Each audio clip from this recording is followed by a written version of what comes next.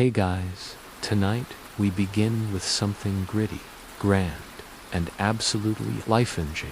Life in the Roman Empire, not as a senator, not as an emperor, no golden, laurel crown, no marble baths. Tonight, you're not Julius Caesar, you dropped, unprepared into a world of sandals, sewage, and state-sponsored crucifixion. So, before you get comfortable, take a moment to like the video and subscribe, but only if you genuinely enjoy what I do here. And let me know in the comments where you're opting in from and what time it is for you. It's always fascinating to see joining us from around the world now.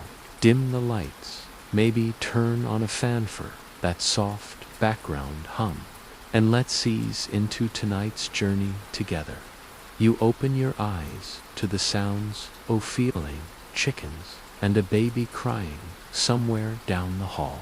Blood sprayed across my face, warm and sticky, as the crowd's roar swallowed me whole. I staggered backward, my sandals slipping on the slick, crimson-soaked sand of the Colosseum. The clash of steel rang in my ears, sharp and relentless, as two gladiators tore into each other mere feet away, one a hulking brute with a trident, the other a wiry figure wielding a net and a dagger, their grunts of exertion drowned by the frenzied cheers. My chest heaved, my breath ragged, as I tried to make sense of the madness. How had I ended up here, thrust into the heart of this brutal spectacle? The air reeked of iron and sweat, thick with the tang of death, and the faces in the stands blurred into a sea of twisted delight, their eyes gleaming with a hunger I couldn't comprehend. A sword slashed too close, the wind of it brushing my cheek, and I stumbled again, my heart hammering against my ribs. Panic surged through me, a wild, clawing thing, as I realized I wasn't just a spectator, I was part of this nightmare, a lost soul in a city that devoured its own. How would I escape? How would I survive? The world steadied itself, though the terror lingered like a shadow. I wasn't dreaming. This was real. This was Rome, and I was trapped in its unrelenting grip. My hands trembled as I wiped the blood from my face, the metallic taste lingering on my lips. The gladiators continued their dance of death, but the crowd's attention shifted slightly, giving me a moment to breathe, to think. I didn't belong here, not in this arena, not in this time, yet here I was, a stranger in a world of stone and steel, forced to carve out a life or be crushed by it. The realization hit me like a blow. Survival wasn't a choice, it was a battle, one I'd have to fight every single day. I stumbled out of the Colosseum's shadow, my legs weak, my mind racing. The streets of Rome greeted me with a chaos, all their own a churning mass of humanity, a cacophony of shouts, laughter, and curses. The air was heavy with the stench of rotting garbage, animal dung, and smoke from countless fires, a suffocating haze that clung to my skin. People shoved past me, their tunics stained with sweat, and dirt vendors barking about their wares. Slaves scurrying with bowed heads, soldiers barking orders with an edge of menace. I pressed myself against a crumbling wall, dodging a cart pulled by a braying mule, its driver spitting insults as he whipped the beast forward. Above, someone emptied a chamber pot from a window, the filth splattering inches from my feet, and I gagged, my stomach twisting with revulsion. This was no grand empire of marble and glory. This was a festering pit of noise and grime, and I had to find my place in it. My first need was shelter, a refuge from this relentless assault, one of the towering, ramshackle tenements that loomed over the city like decaying giants. The landlord, a sour-faced man with a missing tooth, barely glanced at me as he took my few coins scraped together from who knows where and pointed me to a tiny room on the 4th floor. The stairs creaked ominously beneath my weight, the wood worn smooth by countless feet, and the walls pressed in tight, damp and cold against my shoulders. When I reached my so-called home, I found a space no bigger than a coffin, a straw mattress, crawling with fleas, a cracked stool, and a clay pot that stank of its last occupant. Light trickled through a narrow slit of a window, revealing a floor caked with grime, and the skittering of rats echoed in the walls. I sank onto the mattress, the straw jabbing through the thin fabric, and buried my face in my hands. The sounds of the insula seeped through the flimsy walls, a child's wail, a drunken argument, the rhythmic creak of someone's bed. This was my reality now, a prison of poverty and noise, and I felt the weight of it crushing my spirit. Sleep came fitfully that night, haunted by the gladiators' snarls and the crowd's bloodthirsty cheers. I awoke to a gray dawn, the city already stirring beyond my window, and hunger gnawed at my insides. I had no food, no money, only the will to keep going. I pulled on my tunic, ready stiff with sweat and dust, and descended into the streets. Once more, the public fountains were my first stop, crowded with women balancing jars on their hips and men splashing water over their faces. I elbowed my way forward, cupping my hands beneath the spout, and drank deeply. The water was cold, but carried a faint bitterness, a whisper of the lead pipes that fed it, and I knew it could sicken me as easily as sustain me. Still, I drank, because thirst left no room for pride. Food was harder to come by. I roamed the alleys, my stomach a hollow ache, until I stumbled upon a bakery near the Forum. The scent of fresh bread was a cruel tease, and I watched enviously as others handed over coins for steaming loaves. A grizzled baker took pity on me, perhaps just wanted me gone, and tossed me a stale heel, its crust hard as stone. I tore into it with my teeth, the grit crunching against my tongue, and it was the sweetest thing I'd ever tasted.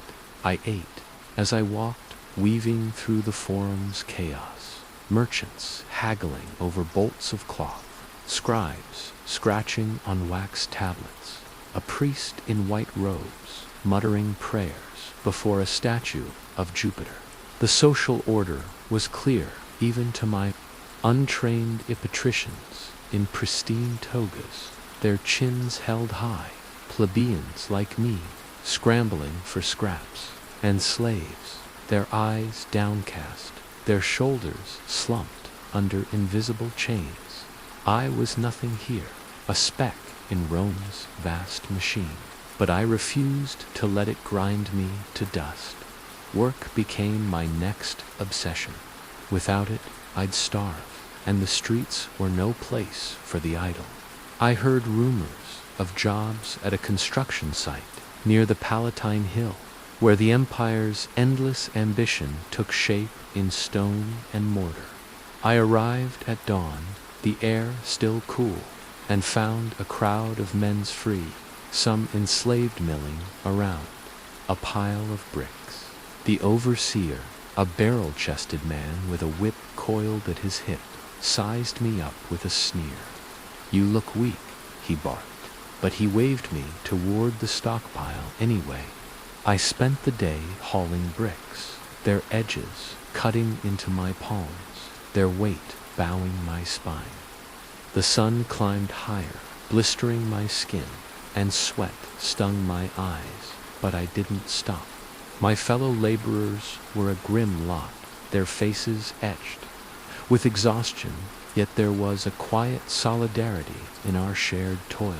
We broke at noon, collapsing in the shade, with a jug of tepid water and a few mouthfuls of bread.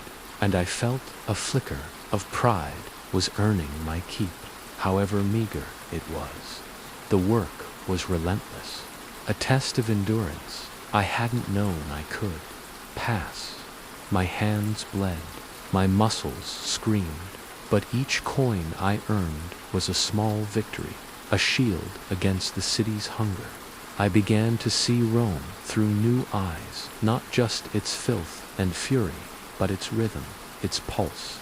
The aqueducts that towered overhead, channeling water from distant hills, were marvels of ingenuity, yet they fed a population teetering on collapse. The temples, with their gleaming marble and golden statues, promised divine favor, but the gods seemed deaf to the cries of the poor.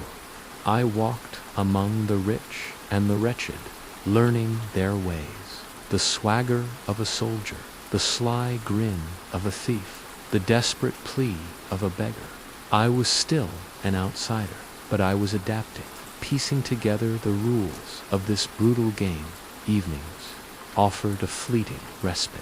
I'd drag myself back to the insula, my body aching, and collapse onto my mattress, the city's hum a lullaby of sorts. Some nights I'd venture out again, drawn by the promise of distraction. The public baths were a revelation, steaming pools where I could scrub away the day's grime, the water soothing my battered limbs. I'd linger there, watching the mosaic tiles shimmer in the torchlight, listening to the chatter of men swapping, gossip, or boasting of their conquests. Other times, I'd join the crowds at the theater, where actors in garish masks spun tales of gods and heroes, their voices rising above the hecklers. Once, I even braved the circus Maximus, the thunder of hooves and the roar of the mob shaking the earth beneath me. These were Rome's gifts, fleeting moments of beauty in a world of hardship, and I clung to them like a drowning man to driftwood. But danger was a constant companion. One night, as I cut through a darkened alley, a shadow loomed, a man with a knife, his breath sour with wine. He demanded my coins, his blade glinting in the moonlight, and I froze, my heart a wild drumbeat. I had so little, yet he'd kill for it. I tossed him my purse and ran, his laughter chasing me through the maze of streets. Another day, I stood in the Forum as a thief was flogged, his screams piercing the air, the crowd watching with a mix of pity and glee. The empire's justice was swift and merciless, a warning etched in blood, and I vowed to stay invisible, to avoid its gaze. Religion to wove itself into my survival. The Romans lived in thrall to their gods, and I couldn't ignore their power. I climbed the Capitoline Hill to the Temple of Jupiter, its columns soaring like sentinels, and stood awestruck before the altar. The air was thick with incense, the priests' chants a low hum, and I offered a coin earned through sweat and pain, praying for strength, for luck, for anything to keep me afloat. The act steadied me, a thread of hope in a tapestry of despair, and I left the temple with my head a little higher. Weeks bled into months, and I found a fragile footing. A merchant named Lucius took me under his wing, a gruff but fair man who saw value in my persistence. He gave me work in his household, tending his ledgers, overseeing his slave's hand, a room in his villa, a step up from the insula's squalor. I ate at his table, tasting olives and wine for the first time, and felt a spark of something like dignity. Yet I never forgot the streets I'd walked, the hunger I'd known. I saw it still in the slaves who served us, their eyes dull with resignation, and in the beggars who haunted the corners, their hands outstretched. Rome was a ladder, and I'd climbed a rung, but the fall was always one misstep away. I began to understand this city, its beauty and its brutality intertwined. It was a place where survival demanded everything: your wits, your strength, your soul. I'd faced its trials, the gladiators' clash, the insulus filth, the labor that broke my body.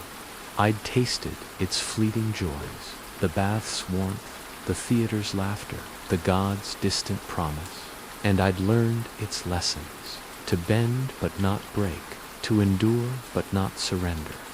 Standing on Lucius's balcony, the city sprawling before me in the fading light, I felt a strange peace.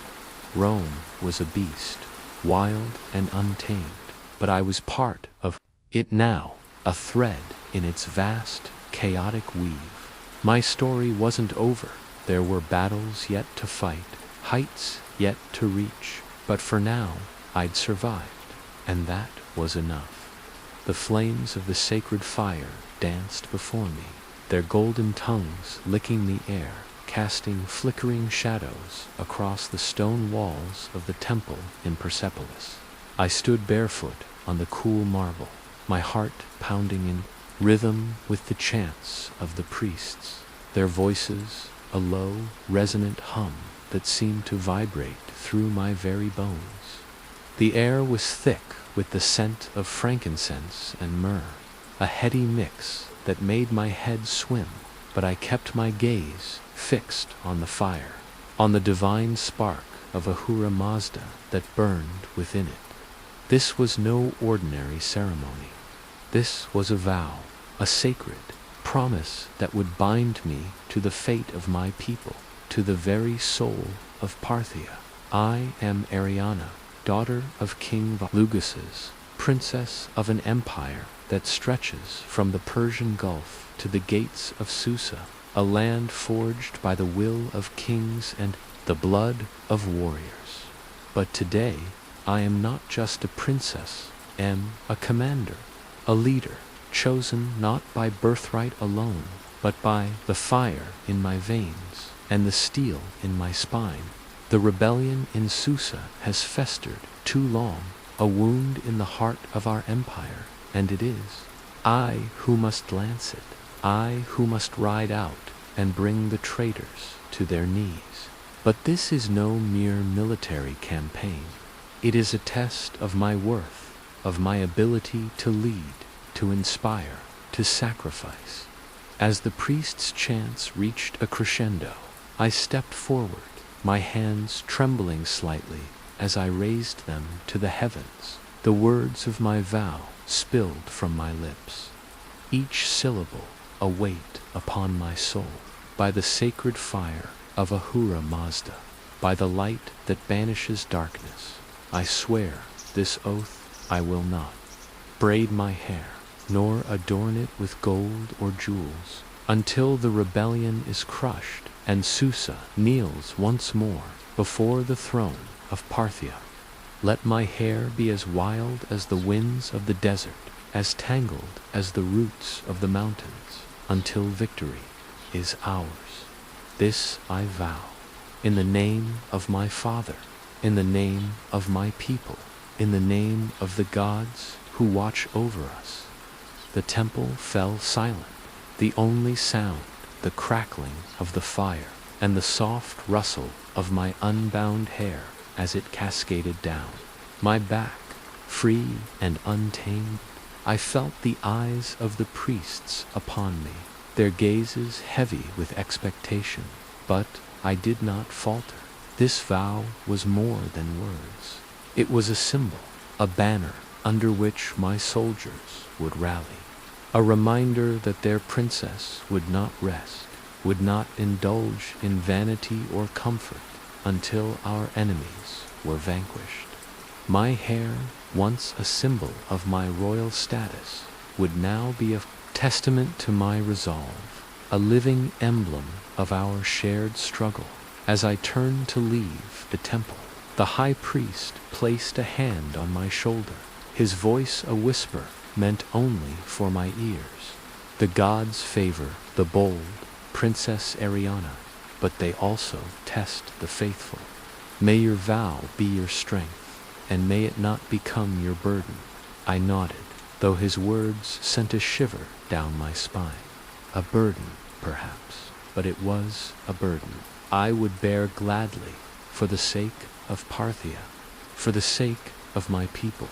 The sun was setting as I rode out from Persepolis, the sky ablaze with hues of crimson and gold, a fitting backdrop for the journey ahead. My army stretched out behind me, a sea of cavalry and infantry, their armor gleaming in the dying light, their faces set with grim determination. I had chosen to lead from the front, not from the safety of a gilded chariot, but from the saddle of my war horse, a stallion named Zephyr, whose coat was as black as the night sky. He snorted and pawed the ground, sensing the tension in the air, the weight of what was to come. My hair whipped in the wind as we rode, a wild mane that caught the eyes of my soldiers, a silent reminder of the vow I had made. I could see it in their faces, the flicker of respect, of admiration, and perhaps even of awe.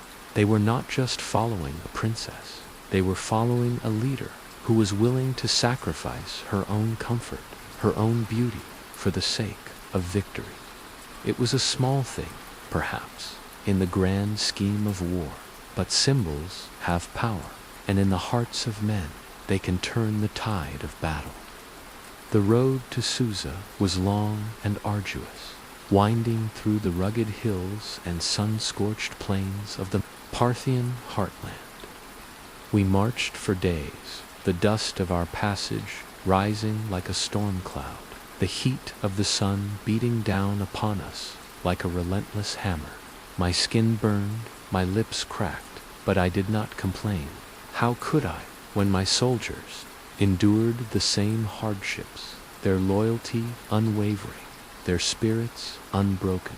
I rode among them, sharing their rations of hard bread and dried meat, drinking from the same waterskins, and at night I slept under the same stars, my bedroll laid out on the hard ground. It was during one such night, as I lay staring up at the vast expanse of the heavens, that doubt crept into my mind. The stars seemed so distant, so indifferent to our struggles, and I wondered if the gods truly cared for our mortal concerns. What if I failed? What if my vow became a mockery, a symbol not of victory but of defeat?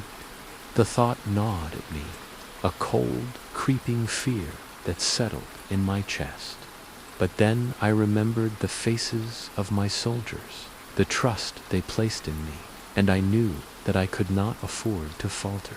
For them, for Parthia, I had to be strong. The next morning, as we broke camp, I called for my most trusted captain, a grizzled veteran named Kaveh, whose loyalty to my father had never wavered. He approached, his weathered face etched with concern, and I knew he had sensed my unease. "Princess," he said, his voice rough but kind, "the men are with you to the last, but they need to see your strength, your certainty. Doubt is a poison, and it spreads quickly." I nodded, grateful for his candor. "You are right, Kaveh. I must be their rock, even when the ground beneath me trembles." I took a deep breath, steeling myself, gather the men. I wished to speak to them.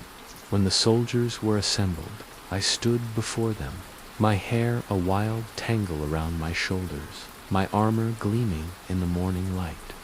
"Warriors of Parthia," I began, my voice carrying across the ranks, "we ride to Susa, not just to reclaim the city, but to defend our honor, our way of life.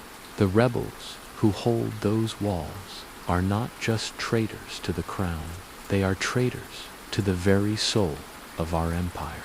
They think us weak, divided, but they are wrong. We are Parthia, and we will show them the strength of our unity, the fire of our resolve. I paused, letting my words sink in, seeing the spark of determination in their eyes. I have made a vow, as you know, a vow that binds me to this cause as surely as the chains of loyalty bind you to me. My hair will remain unbraided, a symbol of our shared struggle until victory is ours. But know this, my vow is not just mine, it is ours. Every strand of my hair is a thread that ties me to each of you, to our common purpose. We will not falter, we will not fail, for we are Parthia, and Parthia endures. A cheer rose from the ranks, a roar of defiance that echoed across the plains, and I felt my doubt melt away, replaced by a fierce, burning pride. These were my people, my warriors, and together we would prevail. The siege of Susa was a grueling affair, a test of patience and strategy as much as of strength. The city's walls were formidable, its defenders well provisioned and defiant. But I had not come this far to be turned back by stone and mortar. I employed every tactic I knew, drawing on the wisdom of my father's generals and the cunning of our nomadic ancestors. We launched feigned retreats, luring the rebels into ambushes. We sent riders to harry their supply lines, cutting off their lifelines. We dug tunnels beneath their walls, seeking to undermine their defenses. But it was not enough. Weeks turned into months, and still Susa held. My hair grew wilder, a tangled mass that mirrored the chaos of the battlefield, and I could see the weariness in my soldiers' eyes, the creeping shadow of despair. It was then that I knew I had to make a sacrifice, something to show my men that I was willing to give everything for our cause.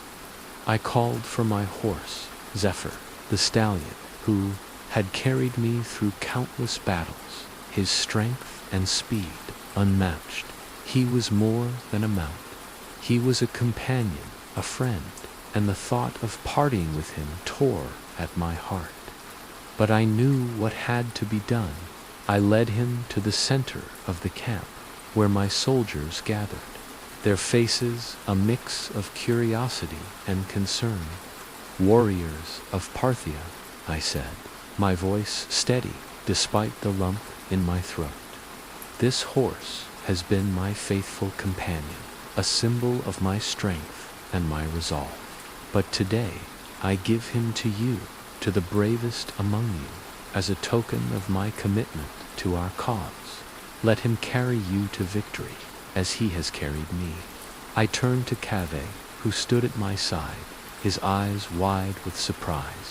"Cave, you have been my rock, my guide.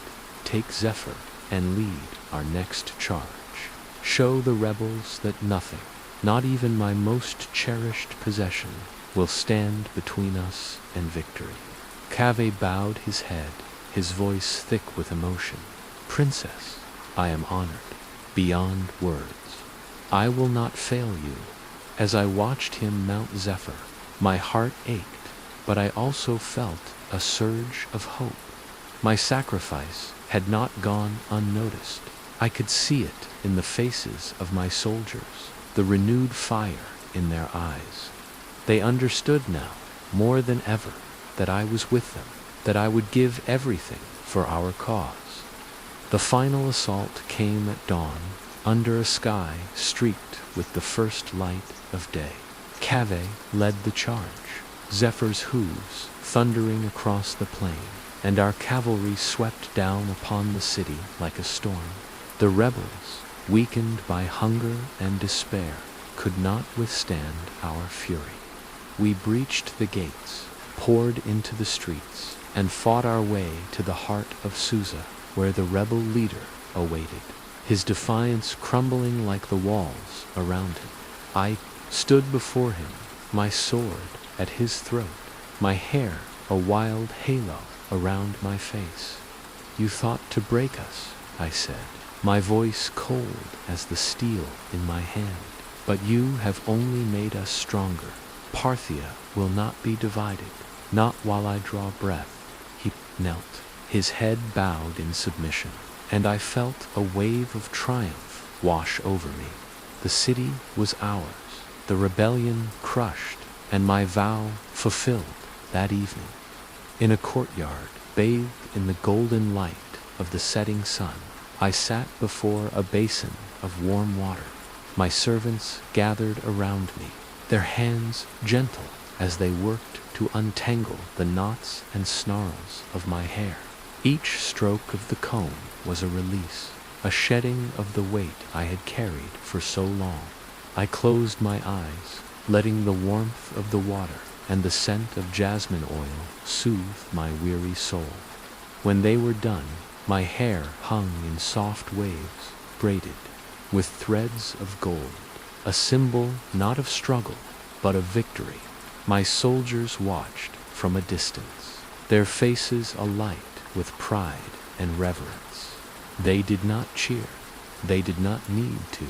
Their silence was a tribute, a recognition of what we had achieved together. I rose, my head held high, and walked among them, touching their shoulders, meeting their eyes, thanking them not with words, but with the quiet strength of my presence. As the stars began to twinkle in the night sky, I stood alone on the battlements of Susa, looking out over the city that had been reclaimed. The air was cool, the breeze carrying the scent of victory, and the promise of peace. I thought of my father, of the empire he had built, and of the legacy I would leave behind. I had proven myself, not just as a princess, but as a leader, a warrior, a symbol of Parthia's enduring strength. But I knew that this was only the beginning. There would be other battles, other challenges, and I would face them as I had faced. This one with courage, with sacrifice, with the unwavering support of my people. For I was Ariana, daughter of Vologases, and my vow had been more than a promise. It had been a forging, a tempering of my spirit in the fires of war. And as I gazed up at the stars, I whispered a prayer to Ahura Mazda, thanking him for his guidance, for his strength, and for the knowledge that in the end it was not the braid in my hair that defined me, but the fire in my heart. The wind howled across the endless expanse of the steppe, a mournful song that seemed to echo the ache in my heart. I stood alone on a ridge overlooking the vast golden plains, the grasses swaying like a sea of whispers. Beneath the boundless sky, this was my home, the land of the Saka, where the earth and the heavens met in a dance as old as time itself. Here we were free to ride, to hunt, to live by the rhythms of the seasons and the will of the spirits. But now that freedom was under threat, and I, Zarina, queen of the Saka, was the one who had to defend it. I closed my eyes, letting the wind tug at my hair, its fingers cold and insistent. Memories flooded my mind, unbidden but welcome. I saw myself as a child, learning to ride before I could walk, my small hands gripping the mane of a gentle mare as my father's laughter rang out like a bell. I saw my mother, her eyes sharp as a hawk's, teaching me to string a bow, to let the arrow fly true. And I saw Kara, my daughter, her laughter bright as the sun, her spirit as wild as the steppe itself. She had been my light, my hope, the future of our people. But now she was gone, taken by the cruelty of war, and with her, a part of me had died. The pain was a living thing, a beast that clawed at my chest, but I could not let it consume me. Not now, not when my people needed me most. I opened my eyes, gazing out at the horizon, where the Sir Daria River glinted like a silver thread, winding its way through the land. Beyond it, the Persian army waited, their banners fluttering in the breeze, their intentions as clear as the edge of a blade. King Darius had come to conquer, to bend us to his will, to make us kneel. But we were the Saka, children of the wind and the sky, and we would not be tamed. I turned back to the camp, my heart heavy but resolute. The yurts of my people dotted the landscape, their felt walls sturdy against the elements, their smoke rising like prayers to the heavens. Warriors moved among them, sharpening their weapons, tending to their horses, their faces set with the grim determination of those who know that battle is near. I walked among them, nodding to those who met my gaze, offering words of encouragement where I could. They were my family, my kin, and I would fight for them with every breath in my body. As I approached my own yurt, a figure emerged from the shadows, a young warrior, barely more than a boy, his eyes wide with awe and fear. He bowed deeply, his voice trembling as he spoke. "Queen Serene, the scouts have returned. The Persians are massing near the river. They will cross at dawn." I nodded, my mind already racing with plans and strategies. "Thank you, Arash. Gather the council. We must prepare." He scampered off, and I ducked into my yurt, the familiar scent of leather and wool wrapping around me like a comforting embrace. But there was no time for comfort now. I knelt before the small altar in the corner, where a single candle flickered, its light dancing across the carved figures of our ancestors. I whispered a prayer to the spirits, asking for their guidance, their strength, their protection, and then, with a steady hand, I reached for the bow that had been my daughter's, its wood smooth and warm beneath my fingers. I had crafted it from the sinew of her favorite horse, a final gift to honor her memory, to carry her spirit into battle. It was not just a weapon, it was a promise, a vow that her death would not be in vain. The council gathered swiftly, their faces grave as they took their places around the fire. There was Tigran, the grizzled veteran whose wisdom had guided us through many a storm. Serena, the fierce huntress whose arrows never missed their mark. And Ormist, the shaman whose connection to the spirits was as deep as the roots of the earth. They looked to me, their queen, their leader, and I felt the weight of their trust like a mantle upon my shoulders. "We cannot meet them, Hedin," I began, my voice steady despite the turmoil within. "The Persians are many, and their armor is strong, but we have the land on our side, the wind at our backs. We will use our speed, our knowledge of the terrain, to strike and fade, to bleed them until they break." Tigran nodded, his eyes narrowing. "In thought, a wise plan, my queen, but they will not be easily deterred. Darius is no fool. He will adapt." "Then we must be smarter," I replied, my gaze meeting his. "We will lure them into the canyons, where their numbers will mean nothing. We will harry their flanks, disrupt their supplies, and when they are weak, we will strike with all our might." Serena leaned forward, her voice sharp as a blade. "And what of their cavalry?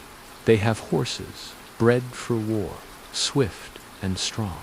I smiled, a grim curve of my lips. "But they do not know the land as we do. We will lead them into the marshes, where their horses will falter, and our archers will pick them off one by one." Ormist spoke then, his voice a low rumble. The spirits are restless, my queen. They whisper of blood and fire, of a great turning, but they also speak of hope, of a light that will not be extinguished. I bowed my head, grateful for his words. Then let us be that light or maids. Let us show the Persians that the Soka are not to be conquered.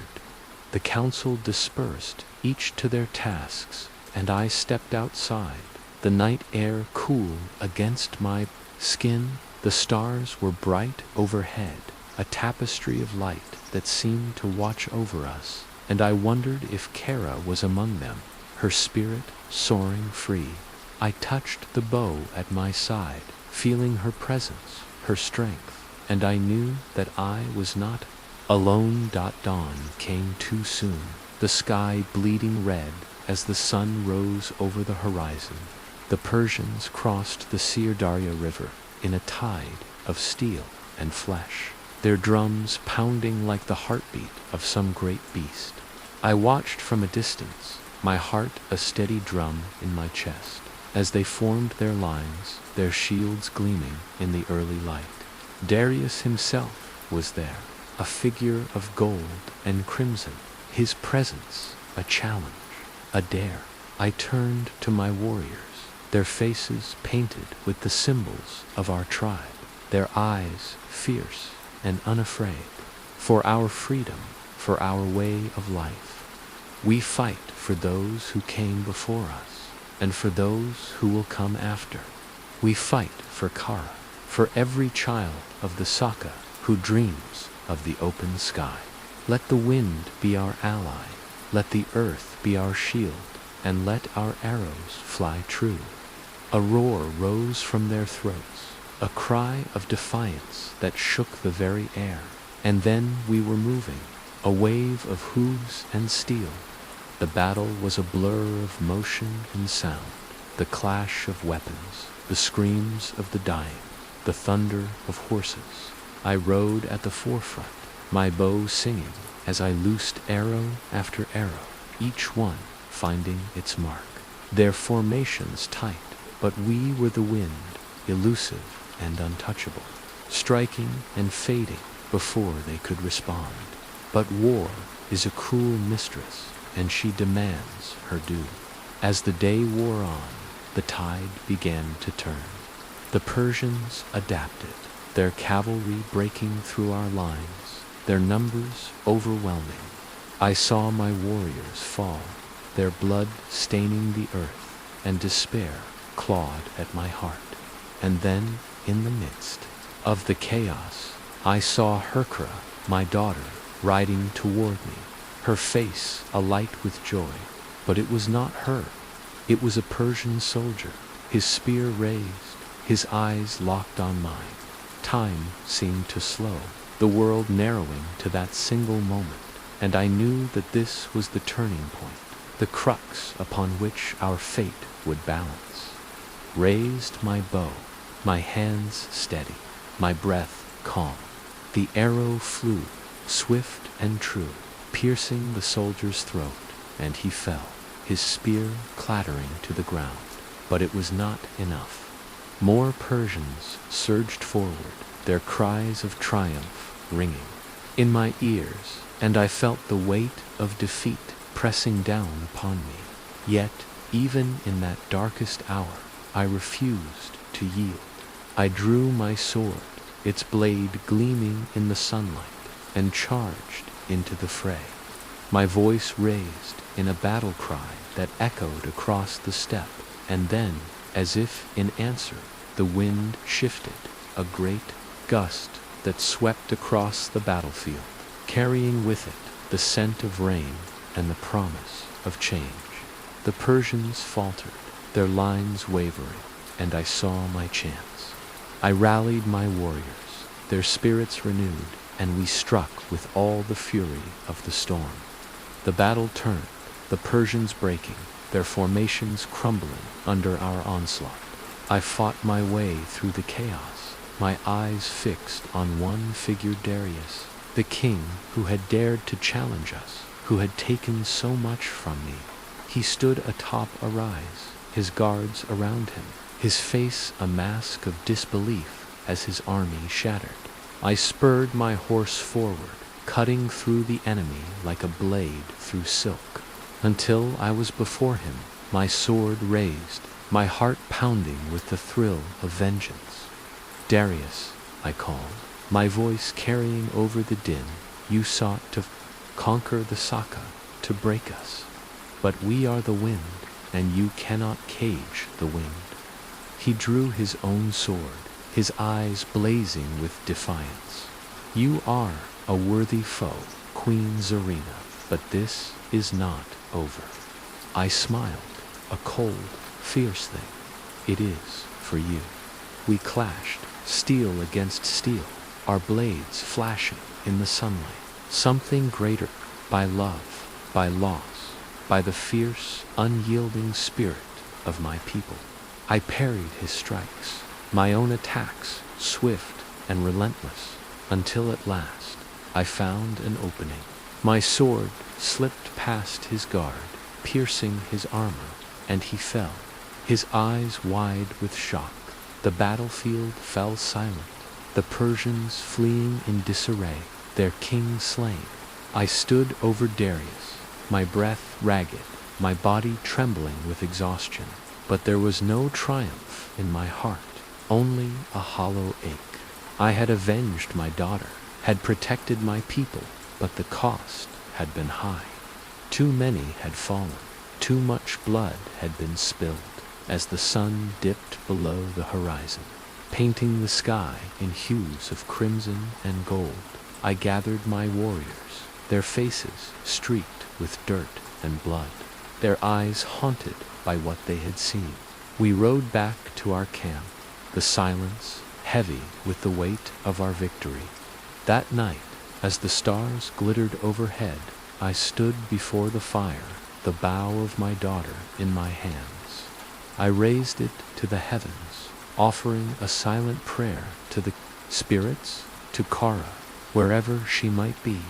"Rest now, my child," I whispered, my voice breaking. "Your sacrifice was not in vain. We are free, and we will remain so for as long as the wind blows across the steppe." The fire crackled, its flames leaping higher, and I felt a sense of peace settle over me. The battle was won, but the war for our freedom would never truly end. Yet, as long as I drew breath, as long as the Saka rode beneath the open sky, we would endure. A melody that seemed to resonate with the very rhythm of the earth. I stood in the midst of a modern apiary, the air thick with the sweet scent of honey and the warm, earthy aroma of beeswax. My name is Elias, and for years I had tended these hives, marveling at the tireless dance of the bees as they moved from flower to hive, their tiny bodies weaving patterns of purpose and grace that had captivated humanity for millennia. But on this day, something shifted. As I watched them, the air around me grew heavy, charged with an inexplicable energy, and I felt the fabric of time itself begin to unravel. The world blurred, colors bleeding into one another, and suddenly I was no longer in the familiar surroundings of my apiary. The modern landscape vanished, replaced by the sun-drenched banks of the Nile. The river's waters, shimmering like liquid gold under the fierce Egyptian sun. I blinked, disoriented, but the scene before me was undeniable. I was in ancient Egypt, standing amidst a grove of date palms, their fronds swaying gently in the breeze. Before me, a series of clay hives stretched along the riverbank, their cylindrical forms stacked in neat rows, buzzing with life. The scent of honey mingled with the earthy dampness of the Nile, and I felt a shiver of awe ripple through me. A figure approached, dressed in the simple linen garb of an Egyptian beekeeper, his skin bronzed by the sun. He regarded me with curiosity, but not surprise, as if my presence were part of some divine plan. "Welcome, traveler," he said, his voice warm and melodic. "I am Kepri. You have come to learn the sacred art, have you not?" I nodded, still grappling with the reality of my situation. "Yes," I managed to say. "I want to understand," Kepri smiled, gesturing to the hives. "Then come, the bees will teach you, as they have taught us for generations." I followed him, my senses overwhelmed by the vividness of this ancient world. The hives were unlike any I had seen long. Horizontal tubes of baked clay, stacked in tiers and sealed with mud. Kepri explained how they were designed to be portable, moved along the Nile to follow the blooming flowers, ensuring a constant supply of nectar. It was a marvel of ingenuity, a testament to the Egyptians' intimate bond with nature's cycles. But it was not just their practicality that struck me. It was the reverence with which Kepri spoke of the bees. "They are messengers of Ra," he said, his eyes shining with devotion. "Born from his tears, they carry the light of the sun in their wings. Honey is a gift from the gods, a divine elixir that heals, preserves, and sanctifies." I watched as he carefully removed a honeycomb from one of the hives, using a reed pipe to blow smoke and calm the bees. The comb dripped with golden honey, its scent intoxicating, and when he broke off a piece and offered it to me, I tasted it. The sweetness burst on my tongue like a revelation, rich and pure, a flavor that seemed to hold the warmth of the sun itself. It was more than sustenance. It was a connection to something eternal, a bridge between the mortal and the divine. Later, Kepri led me to the temple of Ra, where I was invited to witness a ritual. The air was thick with the scent of incense. The priest's chants, a low, resonant hum that vibrated through my chest. A golden bowl of honey was placed upon the altar, an offering to the sun god, a plea for his favor and protection. As I stood there, surrounded by the flickering light of torches and the murmur of prayers, I felt a profound sense of awe. The bees were not mere insects. They were sacred beings, their honey a sacrament, their hives a reflection of the cosmic order. I reached out, my fingers brushing the edge of the altar, and for a moment I felt as though I could hear the hum of the bees blending with the chants, a harmony that transcended time. But my journey was far from over. As the ritual concluded, the world shifted again, and I found myself in the bustling city of Babylon, the heart of Mesopotamia. The streets teemed with life merchants hawking their wares, scribes scratching on clay tablets, and above it all, the majestic ziggurat towered like a stairway to the heavens. The air was dry and dusty, tinged with the faint sweetness of honey from a nearby garden. I was drawn to a shaded enclosure near the temple of Ishtar, where hives of mud brick buzzed with activity. A beekeeper, his hands calloused and his face weathered, greeted me with a curt nod. "I am Marduk," he said, his voice gruff but not unkind. "You seek knowledge of the bees." "Yes," I replied. "I wish to learn." He gestured to the hives. "Here, bees are not just creatures of the wild. They are woven into our laws, our economy. Honey is worth its weight in silver, and the wax seals our most sacred agreements."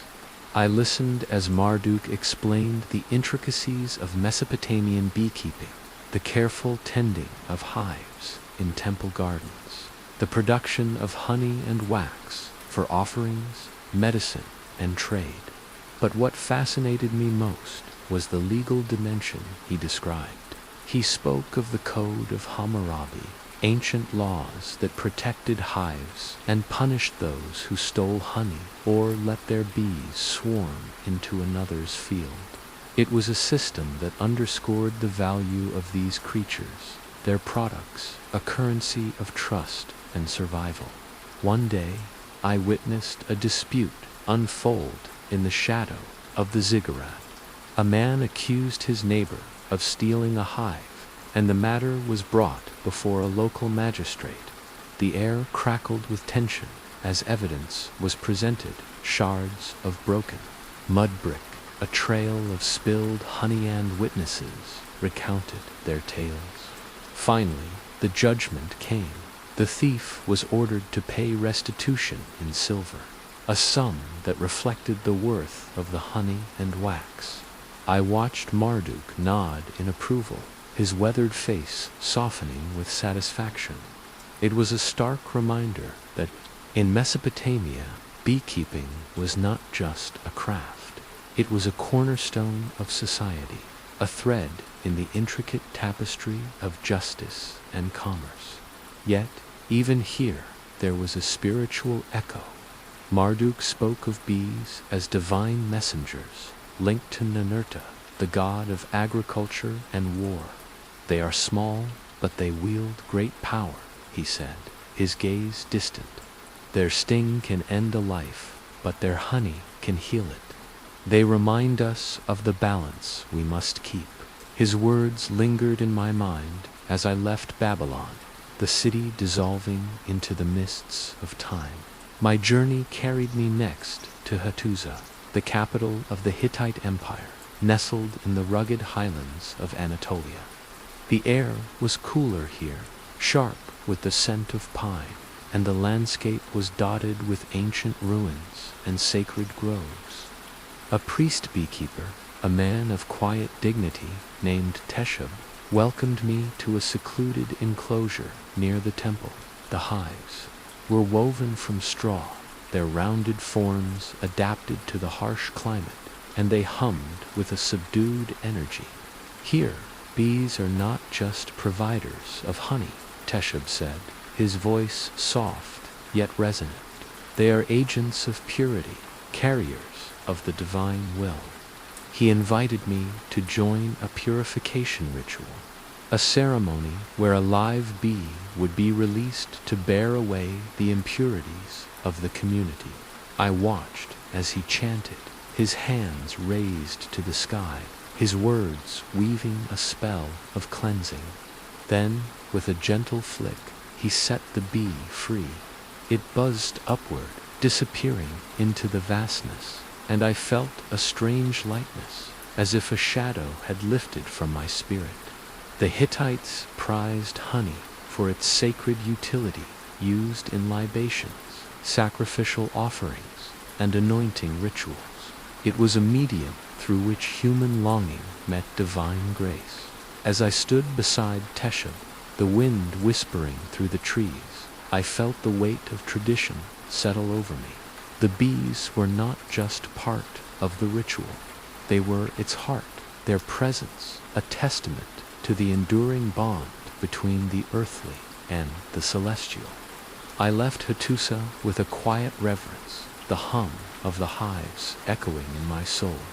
The world shifted once more, and I found myself in Athens, the cradle of philosophy and science, where the air was thick with the scent of olive groves and the murmur of intellectual debate. I stood among scholars, their minds as sharp as the chisels that carved the Parthenon, and there I met Aristotle.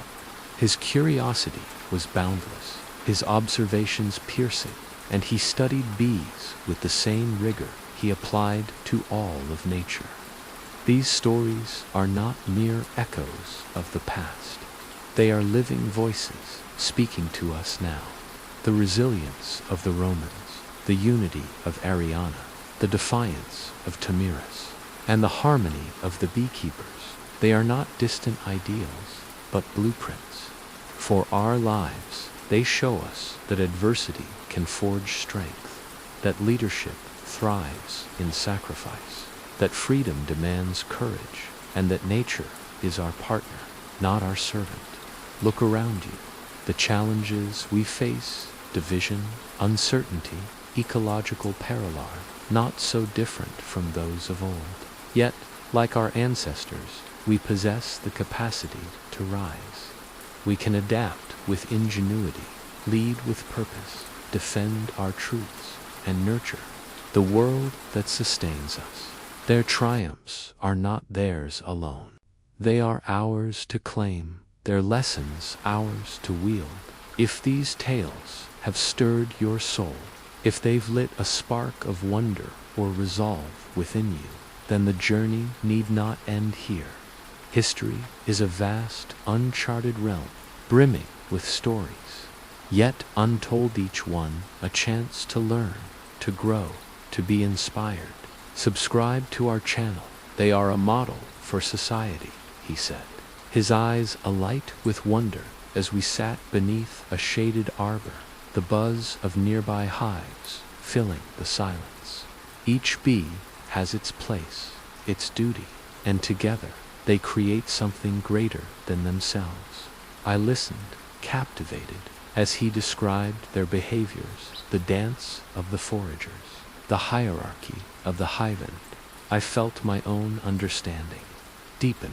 The Greeks saw the hive as a mirror of the ideal city-state, disciplined and cooperative, a living lesson in harmony. Their beekeeping was practical as well as philosophical. I watched a beekeeper named Thales tend to terracotta hives with removable lids, a design that allowed access to the honeycomb without destroying the colony. He used a clay smoker to calm the bees, the tendrils of smoke curling through the air, and I marveled at the balance of innovation and respect. Honey flowed freely here, used in rituals, medicine, and even poetry, its golden threads woven into the fabric of Greek life. The priestesses of Artemis, called Melissa bees, were said to channel the divine, and as I tasted the honey Thales offered me, I understood why. It was ambrosial, a taste of the gods. My final journey took me to Tuscany, within the vast embrace of the Roman Empire, where beekeeping had been honed to match the needs of a sprawling civilization. I worked on a villa's honey farm, the hives crafted from cork, bark, and clay, their forms sturdy against the Mediterranean sun. The Romans had inherited much from the Greeks, but expanded it into a science of efficiency. Writers like Varro and Columella had left treatises that guided us, their words as precise as the rows of hives stretching across the estate. I learned from a beekeeper named Lucius, his hands steady as he showed me how to use clay pots filled with smoldering herbs to soothe the bees. The smoke drifted upward, and I harvested the honey, its richness spilling over my fingers. The wax was melted and shaped into candles, writing tablets, even to waterproof ship sand. I saw how deeply bees were woven into Roman life. Honey sweetened their wine, healed their wounds, and fueled their feasts. It was a staple, a necessity, a symbol of the empire's relentless productivity. Yet, even in this pragmatic world, there was reverence. Lucius spoke of the hive as a reflection of Rome itself, forward, obedient, endlessly fruitful. The bees are citizens, he said with a faint smile, working for the good of all. I felt a pang of recognition, a thread connecting this moment to every civilization I had seen. The bees were more than providers. They were teachers, their lives a lesson in cooperation and resilience. As my journey drew to a close, the world shifted one last time, and I stood again in my modern apiary, the hum of the bees, a familiar embrace. I was Elias once more, but I was not the same. In Egypt, they were messengers of Ra, their honey a divine gift. In Mesopotamia, they underpinned law and economy, a quiet power in a bustling world. Among the Hittites, they purified the soul, their flight a prayer. In Greece, they inspired philosophy, their hives a blueprint for society. In Rome, they fueled an empire, their labor a mirror of its might. The bees had changed me. I saw them, now as symbols of order, divinity, and endurance, their small lives holding lessons vast enough to span millennia. I had felt wonder at their dance, reverence for their gifts, and sorrow for their fragility. Standing there, the scent of honey lingering in the air, I whispered a silent thank you to Khepri, Marduk, Teshub, Thales, Lucius, and the countless others who had tended these creatures through the ages. The sacred art of beekeeping was not just a relic of the past. It was a living legacy, a reminder that even the smallest beings can inspire greatness, faith, and survival. With a heart full of gratitude, I reached out to touch a hive, feeling the vibration of life beneath my fingers. The bees continued their timeless work, and I knew I would carry their story with me, always a tale of harmony, purpose, and the quiet miracles that hum through the world. As we draw the curtain on these vivid tales from antiquity life in the Roman Empire, the solemn vow of Rhodogon, the fierce triumph of Tamiris, and the sacred art of ancient beekeeping, we find ourselves not merely at the end of stories, but at the threshold of profound reflection. These narratives, though rooted in distant lands and long-forgotten eras, are far from relics. They are vibrant threads in the rich tapestry of human experience, each offering lessons that resonate with striking clarity in our modern lives. Together, they weave a message of resilience, unity, freedom, and harmony, a message that inspires us to look within, to rise above, and to forge a future worthy of their legacy. Imagine the sun rising over the eternal city, casting golden rays on a sprawling metropolis where the clatter of carts and the murmur of crowds fill the air. Life in the Roman Empire was a symphony of contrasts, grandeur and grit, opulence and toil. For every marble-columned villa of the elite, there were countless hovels where the common people eked out their existence. Yet, amidst the dust and clamor, the Romans built wonders that endure to this day. Aqueducts channeling life-giving water across vast distances, roads stretching like arteries of an empire, and forums buzzing with the heartbeat of civic life. The lesson here is one of resilience and ingenuity. The common folk faced relentless challenges, poverty, disease, and the caprice of a stratified society, yet they persevered. They adapted to their circumstances with a tenacity that turned survival into an art form. Their labor laid the foundations for a civilization that still captivates us. Today, when we encounter our own trials, be it personal setbacks or global crises, we can draw strength from their example. Resilience is not the absence of struggle, but the will to endure it, to build something lasting, even when the odds seem insurmountable. Shift your gaze now to the wind-swept plains of Parthia, where Princess Arianahir imagined as Rhodogon before her people, her hair unbraided as a symbol of her vow. In a time of division and rebellion, she chose not to wield power from a lofty throne, but to bind her fate to that of her subjects. Her sacrifice was not one of blood, but of self, her status, her comfort, her very identity, offered up to forge a united front against chaos. Her leadership rallied her people, turning a fractured realm into a force that triumphed over its foes. Ariana's story teaches us about leadership through unity and sacrifice. True leaders do not stand apart, they stand with. Her unbraided hair became a banner not of personal glory, but of collective purpose, reminder that strength lies in the bonds we create. In our own lives, whether leading a team, a family, or a cause, we can emulate her by prioritizing the greater good over individual gain. When we sacrifice for others, we do individualized, not diminish ourselves. We elevate all. Her victory whispers to us across the centuries, unity is our greatest weapon, and leadership at its core is an act of service. Ride now to the boundless steppes, where Queen Tamiris envisioned as Zaranafest, the might of Darius and his Persian host. Her story is one of defiance, a mother's grief transformed into a warrior's resolve. When the invaders sought to crush her people's way of life, she did not yield.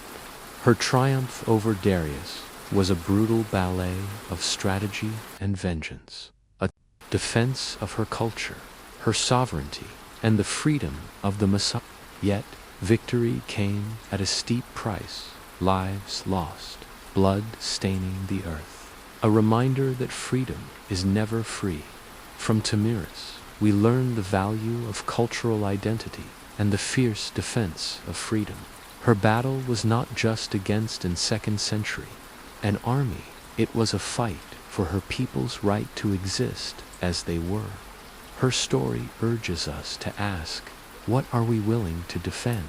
In a world that often pressures us to conform, Tamiris stands as a beacon of conviction. Her triumph inspires us to hold fast to our principles, to protect what defines us, our heritage, our values, our autonomy, even when the cost is high. Her legacy challenges us to stand tall, to fight for what matters, for in that struggle lies our truest selves. Finally, step into the quiet hum of the apiaries, where ancient peoples tended their hives with reverence and care. From Egypt's sun-drenched banks to the rolling hills of Greece and Rome, bees were more than mere insects. They were sacred emissaries of the divine, symbols of order and industry. Beekeepers observed their intricate dances, their tireless cooperation, and saw in them a mirror of an ideal society.